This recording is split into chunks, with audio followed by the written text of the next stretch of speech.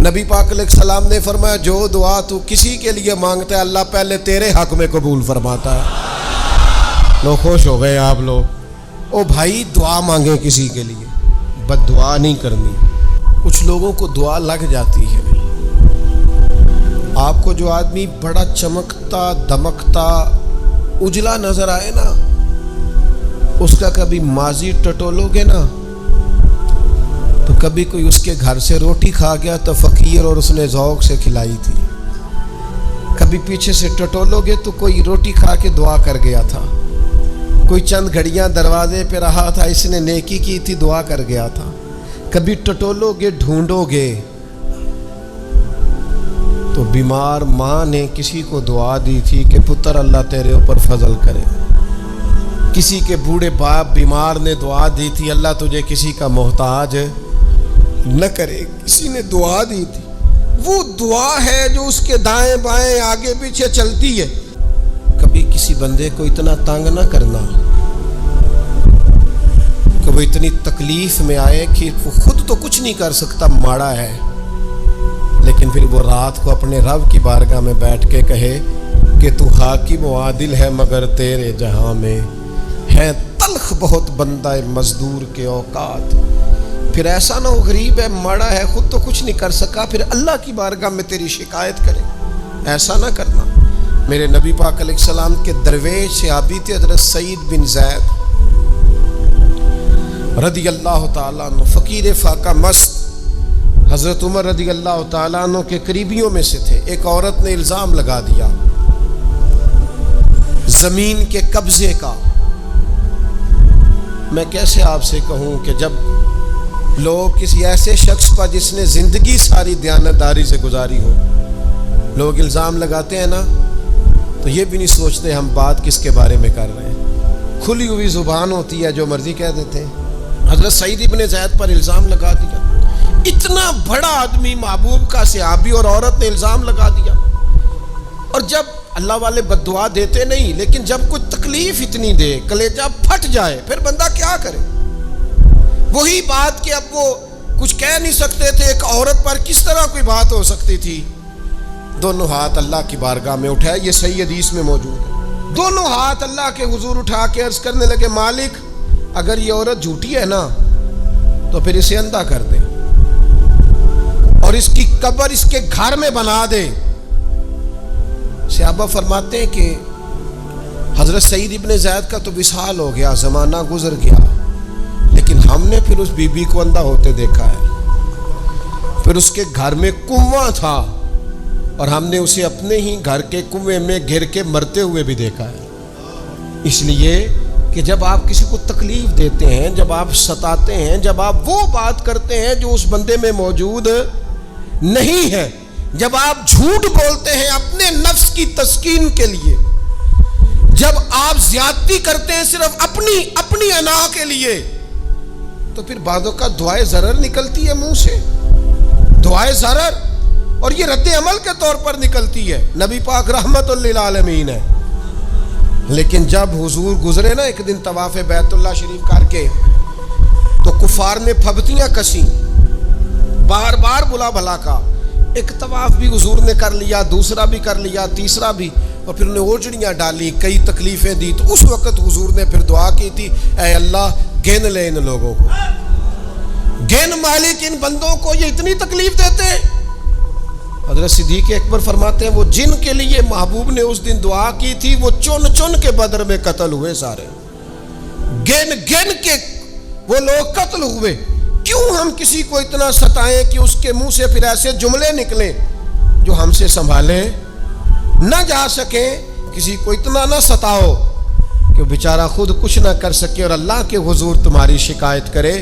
بچو، وہ میں نے بہت پرانا ایک جملہ کہا تھا، پھر کہتا ہوں، غریبوں کی بد دعائیں دن میں نہیں ستاتی، غریبوں کی بد دعائیں رات کو ستاتی ہیں۔ جب اے سی پورا لگا ہو، گھر پورا بہترین بنا ہو اور نیند نہ آئے اور اپنے ہی گھر سے خوف آئے اور اپنے ہی مقام سے بندہ بے چین ہو کے اٹھے اور کبھی چھت پہ اور کبھی نیچے اور پتہ نہیں مجھے کیا ہے اور پتہ نہیں مجھے کیا ہے، تو پھر وہ استغفار کرے، پھر وہ جس کو ستایا اس سے معافی مانگے، پھر جس کا دل توڑا ہے اس سے جا کے اللہ کی رضا کے لیے معافی مانگ کے آئے، اس لیے کہ کچھ سکون ایسے ہیں جو صرف معافیوں سے ملتے ہیں۔ میں جانتا ہوں اس بوڑھی عورت کو جس کی بیٹی کو کسی نے بڑا ہی ستایا تھا سسرال والوں نے، اور خامد اس کا موجود نہیں تھا، تو وہ اپنے وہاں سے نکلتے ہوئے نا واپس گھر سے، تو وہ دروازے پہ کھڑی ہو کے کہہ رہی تھی حضرت صاحب میں گزر رہا تھا، حضرت صاحب گل سننا، بچیوں کا باپ کوئی نہیں، ایک بھائیا بیچارہ کدھر کدھر جائے، ہر چوتھے دن میں یہاں آ کے منتیں کر کے دوپٹے پھینک کے بچی چھوڑ کے جاتی ہوں، آج میں نے اپنا مقدمہ رب کی بارگاہ میں پیش کر دیا، آپ گواہ رہے نا، میرا جرم صرف ہے کہ میں بیٹیاں دی ماں ہوں، گواہ رہے نا آپ، میں نے مقدمہ اللہ کے حضور درج کرا دیا ہے، بیٹی کو حوصلہ دے کے جاتی ہوں، خود نہیں سوتی میں ساری رات، مجھے پتہ ہے میری بیٹی کے ساتھ زیادتی ہو رہی ہے، اور ان کو بھی پتہ ہے لے جا کوئی نہیں سکتے، بندے ماڑے ہیں، تو یہ روز ظلم کرتے ہیں۔ اب میں نے وہ مقدمہ درج کرا، آپ گواہ رہنا، میں نے بڑا منایا اس اماں کو، میں نے کہا اماں اتنے سخت جملے نہ کہنے لگی کلیجہ اندر سے پھٹ گیا، چھلنی ہے۔ ایک شخص کے کمرے میں جاتی تھی معافی مانگنے، چلو بچی سے غلطی ہو گئی تو اٹھ کے دوسرے کمرے میں چلا جاتا تھا، میں دوسرے میں جاتی تھی کیونکہ میں بیٹی والی ہوں۔ اب میں نے مقدمہ درج کرا دیا ہے، اب میرا رب جانے بہتر انصاف، میں بڑا اللہ کا گناہگار بنتا ہوں، میں نے پھر واقعی وہاں انصاف ہوتے دیکھا، میں نے وہ رنگ بدلتے اور حالات تبدیل ہوتے دیکھے۔ یہ یاد رکھنا زندگی خود بھی گناہوں کی سزا دیتی ہے، یہاں بھی زندگی خود بھی گناہوں کی سزا دیتی، یاد رکھنا، ذرا احتیاط سے منہ کھولنا کسی کے بارے میں، اللہ کے بندوں کے بارے میں اپنی زبانیں ذرا احتیاط سے کھولنا، ذرا خیال کرنا، کسی غریب کے بارے میں جملے سوچ کر بولنا، کسی کمزور کا مذاق اڑانا تو معاذ اللہ ذرا ہوش کرنا، اللہ سے ڈر کے بات کرنا، اس لیے کہ بڑی جلدی انصاف کا وقت آنے والا ہے، بڑی جلدی حالات بدلنے والے ہیں۔ تلک الایام نداولها بین الناس، اللہ لوگوں کے درمیان دن بدل دیا کرتا ہے، پھر لوگوں کو جگہ نہیں ملتی چھپنے کی، رخ چھپانے کی۔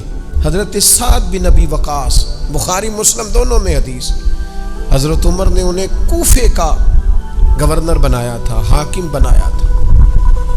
کچھ لوگ حسد کی وجہ سے نیک لوگوں پر تنقید کرتے ہیں، اپنے ذاتی حسد کی وجہ سے اللہ کے بندوں کو ستاتے ہیں، پھبتیاں کستے ہیں، زبانیں کھولتے ہیں، اور آپ فرماتے ہیں جس نے میرے ولی سے دشمنی کی میرا اعلان جنگ ہے۔ حضرت فاروق اعظم رضی اللہ تعالیٰ عنہ نے حضرت سعد بن ابی وقاص کو حاکم بنایا کوفے کا، تو کچھ لوگوں نے شکایتیں کی، تو حضرت عمر نے کہا جاؤ پتہ کرو جا کے، معلومات کی، تو ہر بندہ کہنے لگا اتنا اعلیٰ تو بندہ ہو ہی نہیں سکتا جتنے حضرت سعد بن ابی وقاص ہیں۔ ایک بندہ کھڑا ہوا، صرف ایک، وہ کہنے لگا نہ تو یہ جہاد میں جاتے ہیں، نہ مال غنیمت صحیح تقسیم کرتے ہیں، نہ یہ عدل و انصاف کرتے ہیں۔ 3 شکایتیں اس نے لگائیں۔ حضرت سعد بن ابی وقاص چونکہ زندگی ساری محنت کی تھی، جہاد کیا تھا، ساری زندگی انصاف میں گزاری تھی، دل ٹوٹ گیا،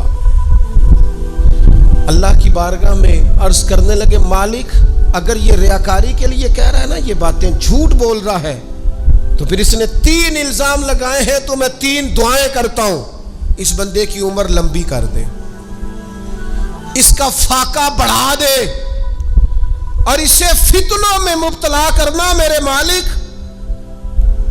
یہ دعا نکلی حضرت سعد بن ابی وقاص کی زبان سے۔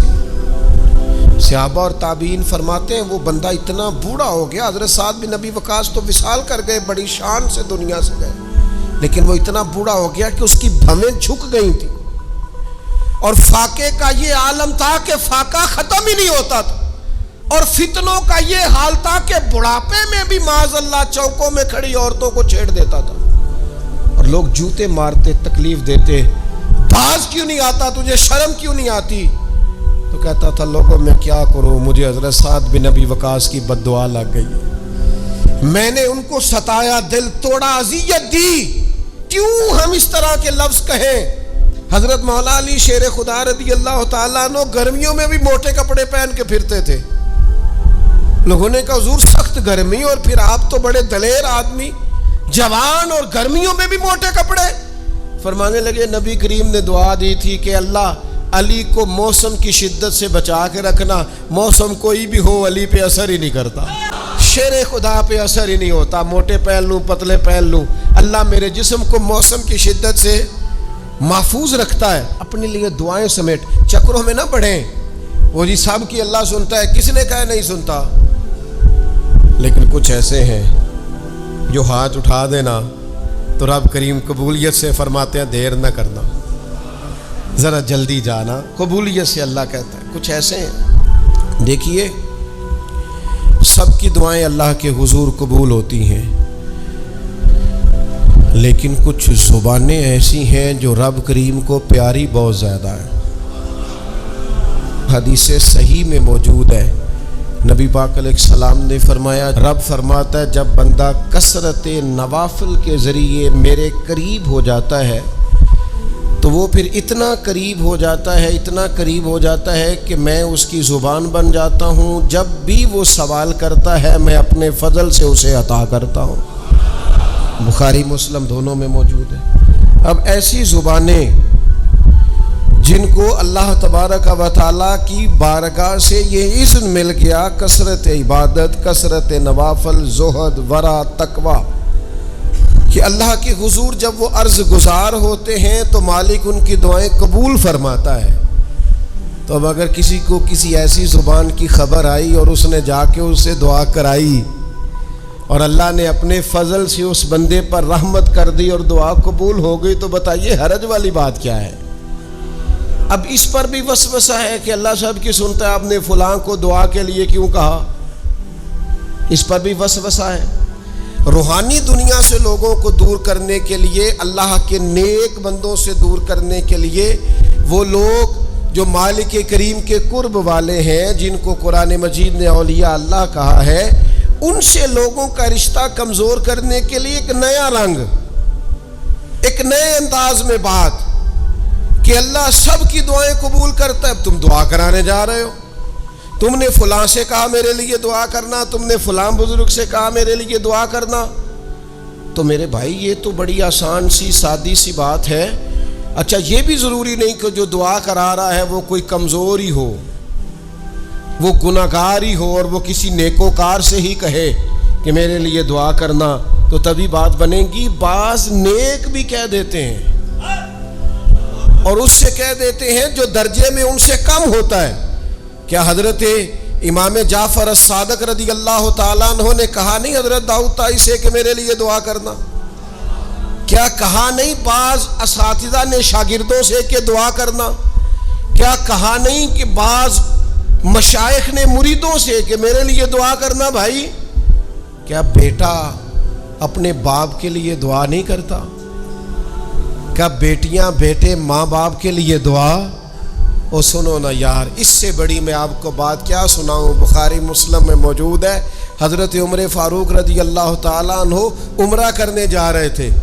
اللہ کے پیارے رسول, رسول رحمت, محبوب رب اکبر صلی اللہ تعالیٰ علیہ وسلم نے فرمایا, عمر میرے بھائی ہمیں بھی دعاؤں میں یاد کرنا. اب بتاؤ اس سے بڑی مثال کہاں سے لائیں. حضرت عمر سے نبی کریم علیہ الصلوۃ والسلام نے کہا, عمر میرے بھائی ہمیں بھی اپنی دعاؤں میں یاد رکھنا. تو اگر حضور جناب عمر سے کہہ سکتے ہیں دعا کرنا, مجھے بتاؤ حضور کو ضرورت ہے جناب عمر کی دعا کی؟ یہ کس لیے کہا؟ یہ اس لیے کہا کہ ہمیں سمجھ میں آ جائے کہ کچھ لوگوں سے دعا کرا لینی چاہیے, کچھ لوگوں سے دعا کرا لینی چاہیے. بس اس سے زیادہ جملہ نہیں کہوں گا, کچھ لوگوں سے اپنے حق میں کچھ کہلوا لینا چاہیے, کوئی گواہی اپنے حق میں کرا لینی چاہیے. فائدہ ہوتا ہے, اس کا نفع ہوتا ہے, اس میں بڑے راز مضمر ہوتے ہیں, اس میں بڑے عقدے کھل جایا کرتے ہیں, اس میں بڑی آسانیاں ہو جاتی ہیں. میرے عزیز نبی پاک صلی اللہ تعالی علیہ وسلم نے فرمایا جناب عمر سے میرے لیے, حضور فرماتے ہیں اللہ کے کچھ بندے ہیں اگر وہ قسم کھا کے کہے نا یا اللہ ایسا کر دے، یہ بخاری مسلم دونوں میں موجود ہے، وہ قسم کھا کے کہے نا لو اقسم علی اللہ لا ابرہ، وہ اگر قسم کھائیں تو رب ان کی قسم بھی پوری فرما دیا کرتا۔ اور میرے بھائی، محبت کے لیے دل ڈھونڈ کوئی ٹوٹنے والا، کوئی جگہ ایسی تلاش کر جہاں سے دعا مل جائے، جہاں سے کرم ہو جائے، جہاں سے عطا ہو جائے، جہاں سے اللہ کا فضل ہو جائے۔ اور پھر ہمیں بھی چاہیے ہم دعائیں دیتے رہیں، ماں باپ کو چاہیے اولاد کو دعائیں دیتے رہیں، اساتذہ کو چاہیے شاگردوں کو دعائیں دیتے رہیں، مشائخ کو چاہیے عقیدت مندوں کو دعائیں دیتے رہیں، بہن بھائیوں کو چاہیے ایک دوسرے کو دعائیں۔ چلیں آپ آمین کہیں۔ اب آپ نے انکار نہیں کہ سارے دعا مانگے، یا اللہ ہمارے بھائیوں کو ہم سے زیادہ عطا فرما، یا اللہ بھائی کو ہم سے، یا اللہ بھتیجوں کو زیادہ عطا فرما، بھانجوں کو زیادہ عطا فرما، اللہ محلے داروں کو زیادہ عطا فرما، پڑوسیوں کو زیادہ عطا فرما۔ یہ مانگو نا دعائیں، اس میں بھلا ہے، اس میں نفع ہے۔ اب جنہوں نے پریشان ہو کے آمین کا ہے وہ خوش ہو جائیں گے۔ نبی پاک علیہ السلام نے فرمایا جو دعا تو کسی کے لیے مانگتا ہے اللہ پہلے تیرے حق میں قبول فرماتا ہے۔ لوگ خوش ہو گئے آپ لوگ۔ او بھائی دعا مانگیں کسی کے لیے، بد دعا نہیں کرنی، کسی کے لیے بھی بد دعا۔ ہمارے ہاں نا ایک بہت بڑا طبقہ جذباتی لوگوں کا ہے۔ ہمارے ایک استاد کہا کرتے تھے جذباتی لوگوں سے دوستیاں نہیں کرنی چاہیے، جذباتی لوگوں سے تعلقات نہیں بنانے چاہیے، اس لیے کہ جس بندے کا اپنے اوپر کنٹرول ہی نہیں تو وہ کسی کے حق میں کیا کرے گا۔ وہ کہتے تھے جذباتی لوگوں سے بچو۔ او بھائی ہم بڑے جذباتی ہو جاتے ہیں، ذرا سی شدت آئی نہیں گھر میں لڑائی، اور لڑائی بھی کس سے؟ گھر والی سے، بد دعائیں شروع کر دی، اپنے آپ کو بد دعائیں دے۔ لڑائی کس سے ہو رہی ہے؟ بہن بھائیوں سے، بد دعائیں شروع کر دی۔ ماں باپ سے لڑائی ہوئی، بد دعا دے رہے، اور بڑی بڑی تلخ ہو کے، بڑی بڑی سخت ہو کے۔ او بھئی آپ کیوں ایسے جملے کہتے ہیں، کیوں سخت لفظ بولتے ہیں؟ صحیح مسلم میں حدیث ہے، نبی پاک علیہ السلام نے 3 چیزوں کا نام لے کے فرمایا نہ اپنے آپ کو بد دعا دینا، نہ اپنی اولاد کو بد دعا دینا، نہ اپنے مال کو بد دعا دینا۔ ایسا نہ ہو کہ جب تم وہ دعا کر رہے ہو تو وقت قبولیت کا ہو۔ کبھی بھی اپنی اولاد کو، اپنے آپ کو، اپنے اموال کو بد دعا نہ دو۔ کیوں ایسے جملے بولتے ہو؟ یعنی غصے اور جلال میں بھی جب اپنے بچے کے لیے بات کرو تو پیار والی بات کرو، غصے میں، جلال میں، جذباتیت میں بھی بہن بھائیوں کے لیے، گھر والوں کے لیے، اپنے لیے بات کرو تو محبت والی بولی بولو۔ کبھی بھی اپنے لفظوں کو سخت نہ کرے۔ ہمارے ہاں 1 منٹ لگتا ہے، لوگ کہتے ہیں اللہ کرے میں مر جاؤں، اللہ کرے میں تباہ ہو جاؤں، اللہ کرے میں۔ او بھائی تو ٹھہر جا، اللہ تعالیٰ نے زندگی تجھے اپنے فضل سے عطا فرمائی ہے، تجھے کیا مصیبت بن گئی ہے، تو کہاں سے نکلا ہے، تو کہاں پہنچ گیا ہے، تو کیسے کہتا ہے میں مر جاؤں؟ تو اپنی جان کا مالک ہی نہیں۔ تو مالک ہوتا تو اپنی مرضی کے خاندان میں پیدا ہوتا، اپنی مرضی کی تاریخ کو پیدا ہوتا، اپنی مرضی کے ملک میں پیدا ہوتا۔ تو اپنی جان کا مالک ہی نہیں۔ مالک تو وہ ہے جس نے اپنی مرضی کی جگہ پہ پیدا کیا ہے، اپنی مرضی کا وقت دیا ہے۔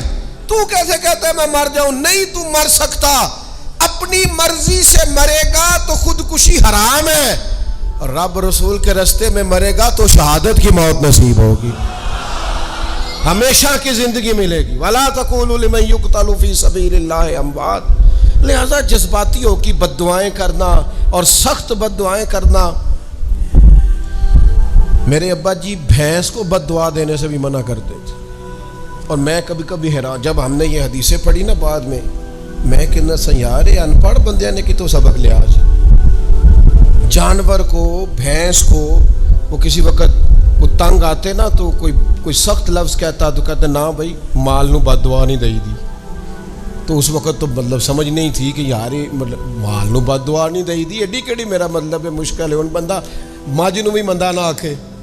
لیکن وہ جب روایات پڑھیں بعد میں تو سمجھ آئی کہ کچھ علوم کتابوں میں ہیں، اور چونکہ مسلمان سینہ بسینہ آ رہے ہیں تو کچھ تربیتیں ایسی ہیں جو لفظوں میں تو نہیں، لیکن بڑے بوڑھوں نے جو سنا سیکھا ہے وہ اپنے پلے سے باندھا ہوا ہے، انہوں نے اپنی گرہ سے اچھی طریقے سے کر کے باندھا ہے۔